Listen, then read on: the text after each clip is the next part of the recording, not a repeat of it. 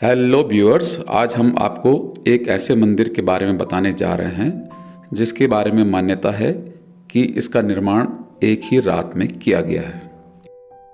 यह मंदिर उत्तराखंड के चमोली जिले के जोशीमठ विकासखंड के एक गांव गुलाबकोटी में स्थित है। गुलाबकोटी जाने के लिए बद्रीनाथ नेशनल हाईवे में लंगसीधार के पास से एक साइड रोड निकलती है, जिसमें करीब 1.5 किलोमीटर दूरी तय करने पर गुलाबकोटी पहुंचा जा सकता है। मंदिर के स्थापत्य से स्पष्ट होता है कि यह कत्यूरी शैली का बना हुआ है और संभवतः इसका निर्माण कत्यूरी काल में ही हुआ हो। आइए मंदिर के बारे में मंदिर के पुजारी श्री विजय प्रसाद वैष्णव जी से जानते हैं। पंडित जी, थोड़ा सा आप इस मंदिर के बारे में बताएं। हाँ साहब, हम लोग मल्ले गुलाबकोटी में जो ये लक्ष्मी नारायण जी का मंदिर है, बहुत प्राचीन मंदिर है। हमारे पूर्वज तो कहते थे कि हम लोग यहाँ पर बारी बारी से 2 महीने 1 महीने में बारी बारी से हम लोग यहाँ पर वैष्णव लोग इस मंदिर की पूजा करते हैं 12 महीने। और इसके विषय में हमारे जो पूर्वज हैं, दादा परदादा और पिताजी माँ जी जो भी वो लोग जो उन्होंने हमसे कहा है और कथा जैसे सुनाई है कि हमारे एक रात में यह मंदिर तैयार हुआ है और राजा गुलाब सिंह के नाम से ही और गुलाबकोटी नाम पड़ा है इस गांव का। बहुत पुराने समय में जब बद्रीनाथ पुरानी सड़क थी, ये पैनी में मिलती है, तो कुछ दक्षिण भारत के या राजस्थान के यात्री आए और यहीं इस मंदिर के वजह से यहीं बस गए और यहीं इसी प्रकार से हम लोग इन्हीं के पूर्वज आए थे। तब से ही इस मंदिर की पूजा लगातार रात दिन होती रहती है। राम सवेरे हम लोग वैष्णव लोग इसकी पूजा करते हैं। एक रात में ये मंदिर बना है और इसकी यह कथा एक ये भी है कि राजा गुलाब सिंह और चंद्रमणि रौतेला ने चंद्रपुरी में बनाया है। यह ऐसा ही मंदिर, पर इतना बड़ा मंदिर चंद्रपुरी में नहीं है जितना कि एक रात का इतना बड़ा मंदिर एक रात में राजा गुलाब सिंह जी ने बनाया है। तो आपस में इन दोनों राजाओं की होड़ हुई कि आपस में हम मिलकर कौन कितना अच्छा मंदिर एक रात में तैयार कर सकता है। तो हुआ साहब, बन गए दोनों मंदिर एक रात में तैयार हो गए। चंद्रपुरी में भी डिस्ट्रिक्ट रुद्रप्रयाग में आता है, चंद्रपुरी अगस्तमनी के पास, उस गांव में भी ऐसी लक्ष्मी नारायण जी का छोटा मंदिर है, बड़ा तो नहीं है पर इससे थोड़ा छोटा है। अच्छा, सेम तो, इसी के जैसा मतलब? हाँ, ऐसा में ऐसी है। तो ये ऐसी कलाकारी है, उसमें इतनी कलाकारी उस पर नहीं है जितना पर थोड़ा छोटा है। तो साहब आखिर होते करते हुए ये हुआ कि कौन किसका मंदिर देखने आएगा। जब एक रात में कंप्लीट हो गया, बन गया ये मंदिर, तो श्री चंद्रमणि रौतेला जी राजा जी अपने गाजा बाजार राजा पालकी में मंत्रियों के साथ राजा गुलाबकोटी में आ गए और गुलाब सिंह जी का मंदिर देखा। तो इतना बढ़िया मंदिर देखा तो उन्होंने कहा कि इतना बढ़िया तो मेरा तो कुछ भी नहीं बन रखा है इसके मुकाबले, एक रात में इन्होंने इतना बढ़िया मंदिर बनाया है।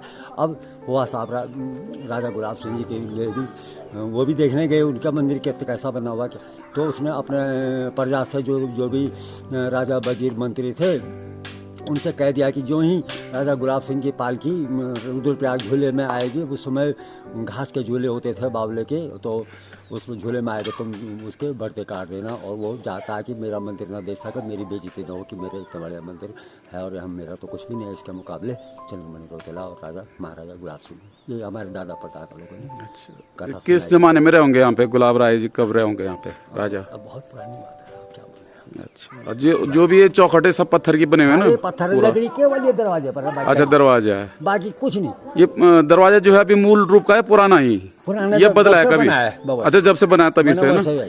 अंदर की मैंने जो बीम भी देखी ना, इसमें बीम भी वो पत्थर की है ना सारी? कुछ इसमें कुछ दूसरी चीज नहीं है। अच्छा, अंदर किसी ने कारीगरी कर रखी इसके बाद। अच्छा, कोई रिपेयरिंग ही नहीं हुई मूल रूप में मतलब जो भी है। पर अब जो है पठालें इतनी सड़ गई है, उस समय की पठालें बहुत बड़ी बड़ी है, चादर के बराबर है एक। नहीं तो अभी भी बहुत अच्छे रूप में, ऐसा नहीं है।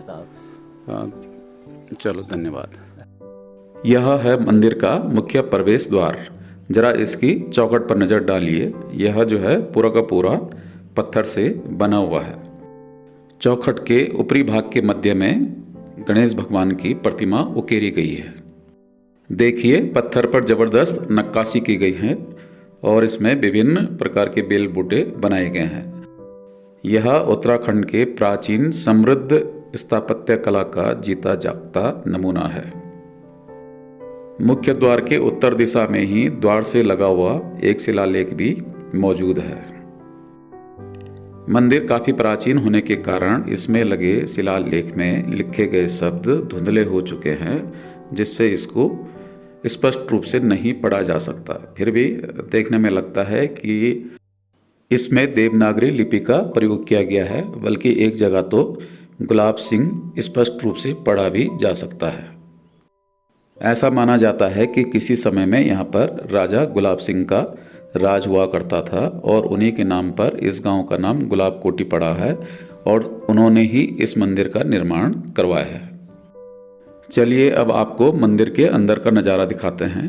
ऊपर जो ये सेंट्रल बीम है और साथ ही जो ये अर्धचंद्राकार बीमें हैं, ये सारी की सारी पत्थर से बनी हुई हैं और छत भी जो है पूरी तरह से पत्थर से बनी हुई है।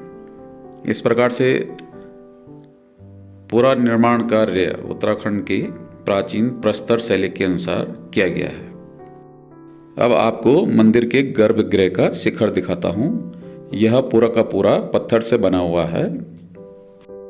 प्राचीन काल में सीमेंट का आविष्कार तो हुआ नहीं था, लिहाजा खालिश पत्थरों से निर्मित मंदिर के पूरे ढांचे के निर्माण में मिट्टी, उड़द, गोंद, पनीर आदि के मिश्रण से तैयार गारे का इस्तेमाल किया जाता था। मंदिर में माता लक्ष्मी तथा भगवान नारायण की मूर्तियां स्थापित हैं।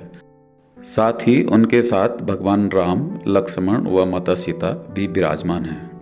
मंदिर काफ़ी प्राचीन होने के बावजूद आज भी अपने मूल स्वरूप में तथा अच्छी स्थिति में है। उत्तराखंड की सांस्कृतिक धरोहर एवं स्थापत्य कला का उत्कृष्ट नमूना होने के बावजूद अभी तक इस मंदिर का पर्यटन मानचित्र में न उभर पाना अफसोसजनक है। जब तक पर्वतीय क्षेत्रों में सड़कों का निर्माण नहीं हुआ था, तब बद्रीनाथ को जाने वाला पैदल मार्ग गुलाब कोटी से होकर के गुजरता था। सामने पहाड़ी पर जो पैदल मार्ग दिखाई दे रहा है, यही वो मार्ग है जिससे होकर प्राचीन काल में तीर्थयात्री बद्रीनाथ को जाया करते थे। वीडियो देखने के लिए आप लोगों का बहुत बहुत धन्यवाद। यदि इसमें दी गई जानकारी आपको पसंद आई हो तो वीडियो को लाइक कीजिएगा, साथ ही इसे अपने साथियों को भी शेयर कीजिएगा।